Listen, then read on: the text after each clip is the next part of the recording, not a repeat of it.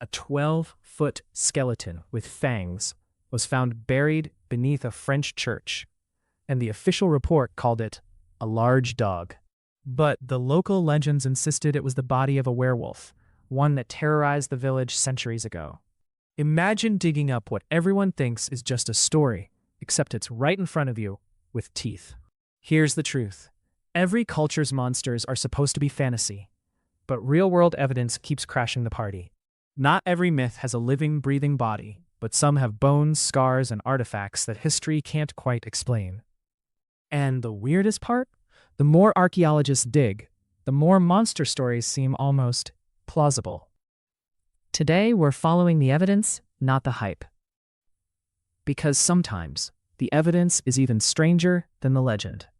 But before we reveal what was really buried under that French church, let's dig up the other creatures the experts can't quite bury. First stop, a temple in ancient China, where the walls are covered in dragons, every scale carved with clinical precision. Most people assume dragons are pure invention, but in 2017, a team unearthed a fossilized skull with a jaw full of razor teeth, right beneath a dragon mural. The skull belonged to an extinct crocodilian, but local records call it a long snake with feet. Here's what most people get wrong.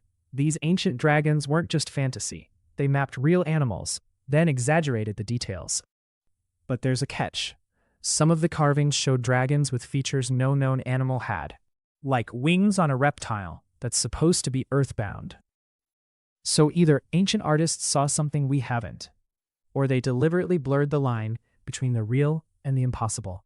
Even today, locals report seeing dragons in the misty mountains, giant snakes, unknown lizards, creatures that slip through science's net. Some of these sightings are dismissed as misidentified pythons or monitor lizards, but footprints sometimes turn up that don't match any known species. In one case, a hiker photographed a massive scaled tail vanishing into a bamboo grove. No animal in the database matched the description. And in another, villagers found shed skin longer than a bus, scales iridescent, but the DNA results came back inconclusive. But let's shift from dragons to something even more grounded. For centuries, scholars scoffed at the idea of one-eyed giants, until they dug up a skull in Sicily with a single, massive hole in the center. The real twist? It wasn't a giant human, it was a prehistoric dwarf elephant, and the eye hole was its nasal cavity. But, to the first Greeks who found it, that skull was proof giants once walked the earth, and here was the evidence. It's a classic case of the mind filling in gaps, literally. And archaeology keeps finding these fossilized misunderstandings. Griffin myths, for example, may have sprung from ancient encounters with Protoceratops fossils, uncovered by nomads in the Gobi Desert. The beaked skull and clawed limbs looked eerily similar to the legendary beast's head and talons. Merely stumble across strange bones could seed centuries of mythology. But what happens when the bones match the myth a little too well? Back to France, that so-called dog skeleton didn't just have fangs. It was nearly twice the size of any known wolf from the region. And the villagers' stories described a beast that walked on two legs, devoured livestock, and vanished without a trace. So why call it a dog? Officially, it's safer. Unofficially, no one wants to explain how a wolf, twice normal size, ended up under a church, with a silver coin in its mouth. See, the coin matches legends about slaying werewolves. And it's not the only time folklore and archaeology collide. Move north, and you'll find Norse burial mounds with troll bones, giant femurs, sometimes carved with runes, warning against disturbing them. Most were mammoth or bear bones, but a few still defy neat classification, bones too large, too old, or too warped for any known beast. The weird part is, Norse sagas describe trolls as bone keepers. Archaeology finds bones. The stories start to look less like fairy tales, more like folk memory. And sometimes, what's buried isn't even bone, it's something far stranger.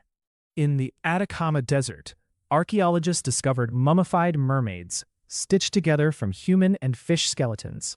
Some are obvious fakes, but a handful are so old and so well preserved that no one can explain who made them or why. Most likely, these were offerings, desperate attempts to make the impossible tangible, to force the gods to listen.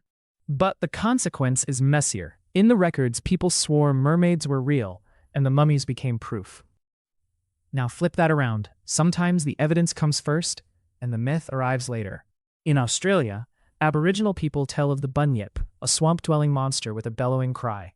Colonial archaeologists mocked it until they unearthed Diprotodon bones, a giant, long-extinct marsupial with a skull that looks suspiciously like the legend. The twist. Aboriginal stories had mapped the existence of a lost species using myth to preserve a real animal. And it's not just Australia. Native American tales of Thunderbird battles line up with Pleistocene fossils of giant teratorns. Most people never realize. Sometimes, myths outlive the creatures themselves. But some monsters never quite fit the fossil record or the neat explanations. Take the Loveland Frogman, a 3-foot-tall amphibian humanoid reported in Ohio as late as the 1970s. Skeptics call it a hoax. But then a local dig turned up a bizarre, frog-shaped effigy pipe, dated over 1,000 years old. Did ancient people see something stranger than a frog? Or were they just really into weird art? Here's what's really happening. The line between real animal, myth, and artifact is never as clean as textbooks pretend. And every new find forces us to redraw that line. Which brings us back to that fanged skeleton under the French church. The official verdict? Giant dog. The unofficial one, the villagers killed a monster and buried it with a coin in its mouth to keep it from rising again. But the real reason the story persists isn't the bones. It's the need to believe that monsters, just maybe, once walked alongside us. And the evidence, inconvenient as it is, keeps whispering that maybe we're not so different from the people who made these myths. So next time you hear a monster story, ask yourself, what bones are still buried under our own feet? And if you think that's wild, wait until you see the real history behind exorcisms. Sometimes the demons were all too real. But before we leave the crypt, let's rewind. How did that skeleton end up under the church in the first place? According to parish records from the 1600s, there were several livestock killings, each bloodier than the last. One winter, the attacks stopped.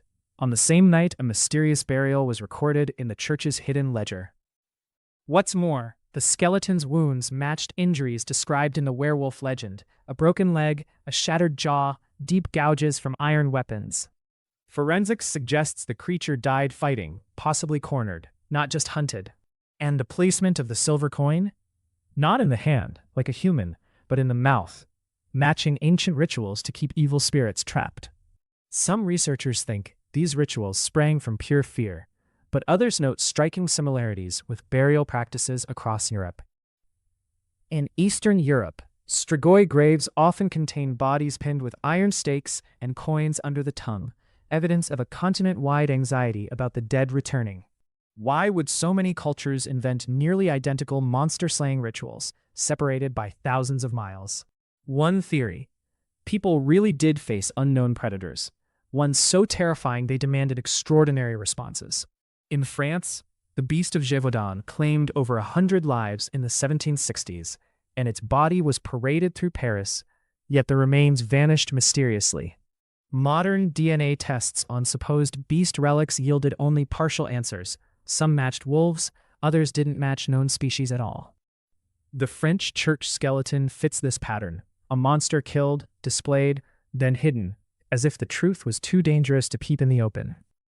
But sometimes the bones themselves are lost to history, destroyed, reburied, or quietly labeled dog to keep the peace. So what else might be hiding beneath old churches, castles, or even modern basements? The answer is more than you'd expect.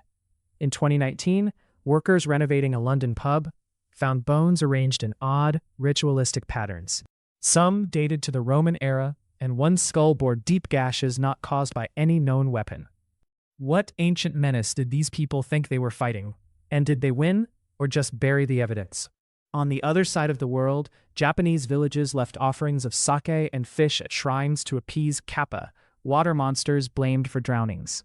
When children went missing, villagers sometimes dredged up strange, webbed animal bones and added them to the shrine, just in case.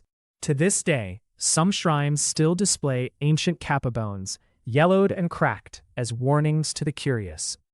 But science has yet to identify what animal most of these bones belong to. Some are likely giant salamanders, others not so easy. The lesson: even mundane monsters can leave real mysteries in their wake. And sometimes, the best hiding place for a monster is not the forest or the sea, but the gap between legend and science. Which brings us to an uncomfortable question. What monsters are we inventing right now, based on misread evidence or misunderstood fossils?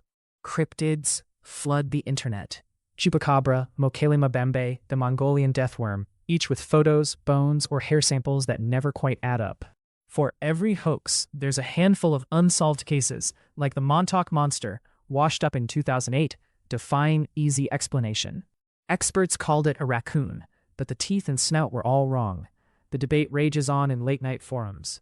And sometimes, new monsters are born from science itself. Genetic anomalies, mutated animals, or extinct species revived in labs.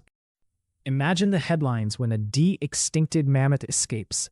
How fast before the myths begin again? History's lesson is clear. Monsters are never just monsters. They're shadows cast by fear, memory, and the unknown. So when you hear a monster story, dig a little deeper. The truth might have teeth. And if you ever stumble across a bone that doesn't fit any chart, remember, you might not just be holding history. You might be holding the next legend.